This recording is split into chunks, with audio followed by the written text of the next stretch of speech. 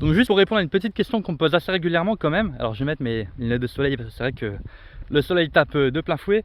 Quand on me dit oui mais le positionnement c'est être différent, je suis pas tout à fait d'accord en fait. Le positionnement c'est rendre les concurrents inutiles, c'est-à-dire ne plus pouvoir te comparer à eux en fait. C'est-à-dire que même s'ils sont là, tu n'as plus besoin de leur faire la guerre en fait. Tu as besoin de comparer tes prix, tu as plus besoin d'échanger tes clients, tu n'as pas besoin de les convaincre, de te justifier que tu es le meilleur, etc. Tu n'as pas besoin de comparer ta méthode à la leur ou ton produit au leur, etc. Tu n'as plus besoin de justifier à chaque fois par rapport à la composition ou les caractéristiques de ton produit, parce qu'en fait ça c'est rester dans la comparaison, ça c'est rester vraiment sur un marché dans lequel tu vas être concurrencé. Et moi ce que je veux c'est t'amener sur toute autre chose, c'est t'amener sur une direction dans laquelle tu ne vas plus être comparable. C'est-à-dire qu'on va créer un positionnement qui est propre au tien. On va mettre un marché dans un marché, tu vois.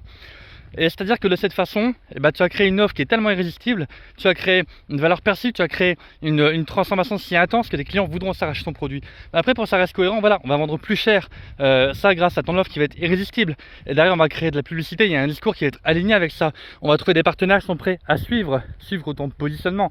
On va pas vendre à n'importe qui, on va pas vendre à n'importe quel prestataire. On va choisir les bons B2B, les bonnes marques, les bons prestataires, comment dire, les bons B2B qui sont prêts à vendre ton produit et qui sont alignés avec tes valeurs. Par exemple, tu vas pas vendre du Elfi luxe avec Auchan Leclerc par exemple, tu vois, ça peut pas coller, ou un Monoprix, voilà, non tu peux pas.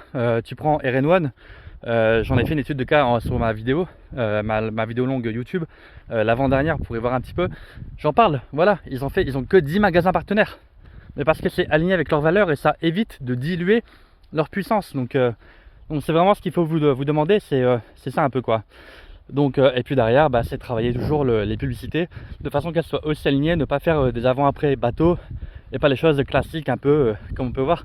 Et vraiment c'est comme ça qu'on aura, en travaillant sur ce positionnement, c'est d'éviter d'être comparable, d'éviter que vous puissiez être interchangeable et rendre des concurrents inutiles. Voilà, vous n'êtes vraiment plus comparable. On peut plus dire oui mais c'est toi ou l'autre. Non, c'est plus le même bateau, c'est plus le même jeu, c'est plus le même game en fait. Voilà, c'est ça qu'il faut retenir en fait. Ok, donc si vous avez des doutes, sachez qu'il faut travailler dessus.